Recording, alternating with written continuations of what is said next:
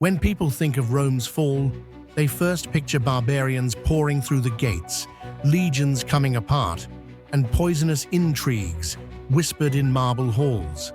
But empires do not collapse only through such events. Most often, ruin comes not from a blow struck from outside, but from a decay that begins slowly within. And the first mover of that decay is almost always money. Rome was not merely the victim of invasions or corruption. It fell because its monetary order collapsed. As the coin weakened, trust eroded. As trust eroded, the load-bearing beams of the order cracked. This story holds true today. The lesson is too clear for any modern economy to ignore. You may think you can play with the rules of money and pay no price, just as Rome thought.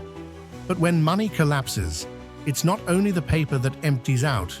The promises themselves grow hollow, and structures once thought unshakable snap silently, like a column hollowed out from within.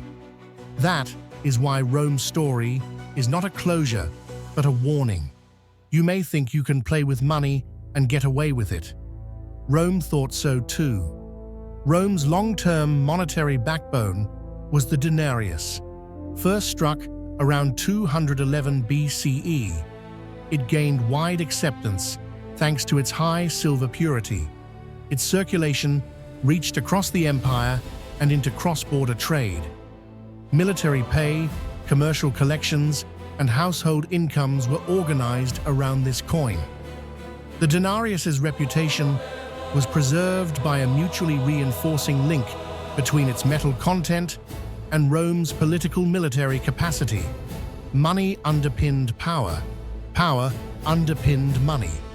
But running an empire is expensive. Over time, that structural spending pressure became a defining source of stress on the monetary regime. Legions had to be paid, roads and aqueducts had to rise, frontier wars had to be financed. By the 2nd century CE, Rome had to guard its borders against Germanic tribes in the west and the Parthians in the east. Resources tightened. Internal turmoil grew. Tax revenues could not carry the swollen military budget.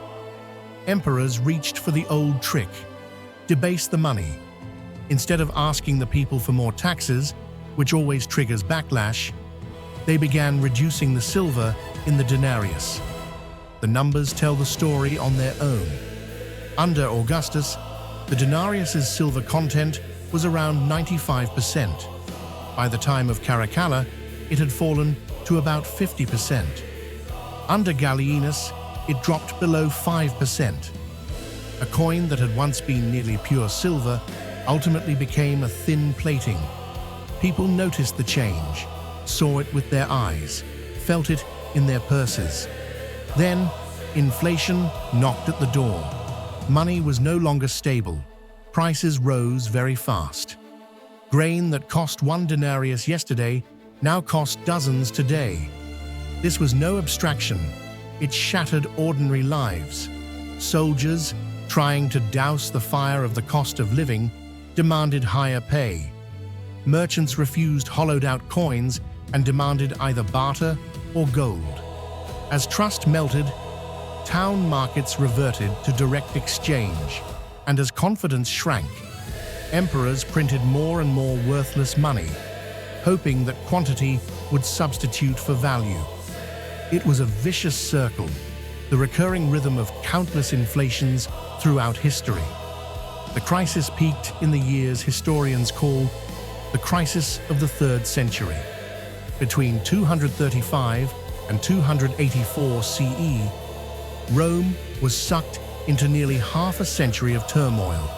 Invasions on the frontiers, disease in the cities, civil wars among generals, and an economic collapse that gnawed at markets.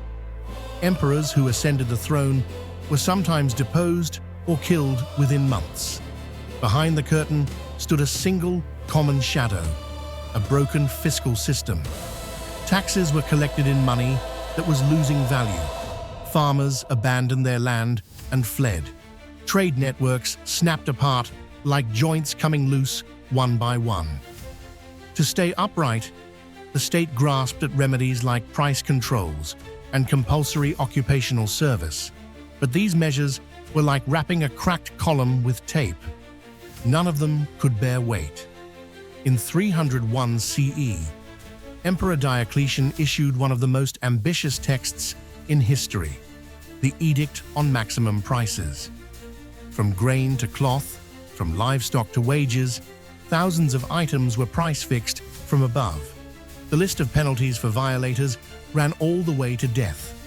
But when money is debased, prices cannot be tamed by decree. The black market surged, and official trade lived only on paper. Everyone learned the hard way. Bad money cannot be repaired by law. In the end, Rome abandoned the denarius, the symbol of centuries, entirely. Around 312 CE, Constantine the Great put the solidus, a coin of pure gold, into circulation.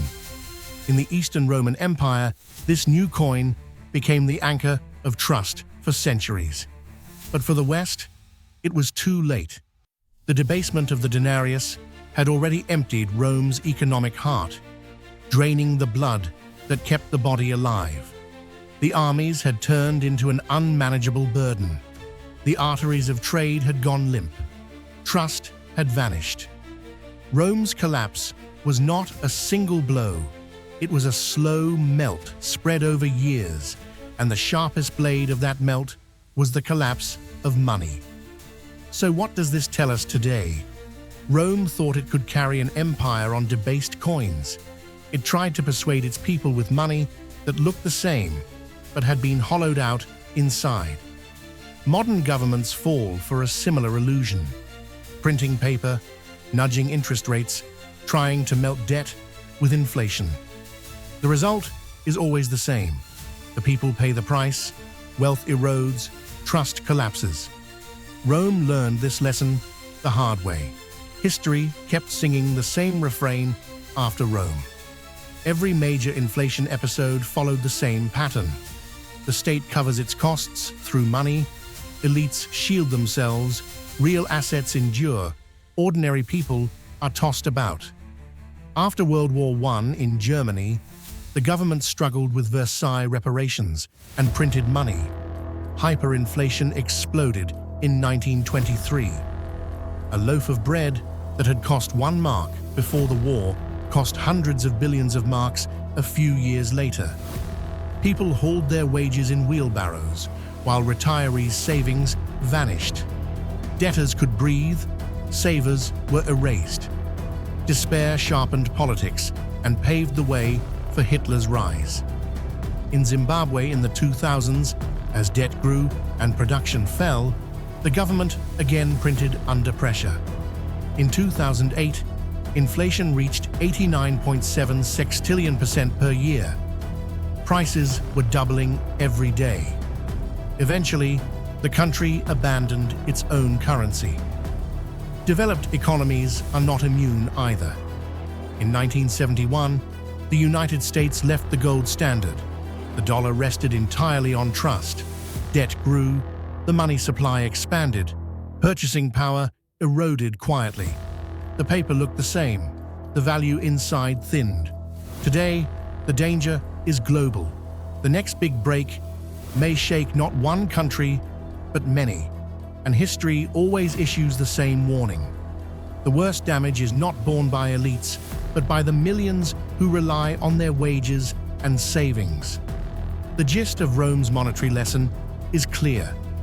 Inflation is, more often than not, a policy choice. Real wealth is not on paper, but in assets that produce value. Stability is not permanent. When money collapses, society unravels. By the time the barbarians are at the gate, the game is already over. History does not repeat verbatim, but if you fail to understand it, it will crush you with the same weight. If this has given you a new perspective, subscribe. History is full of answers, and I will show you where to look.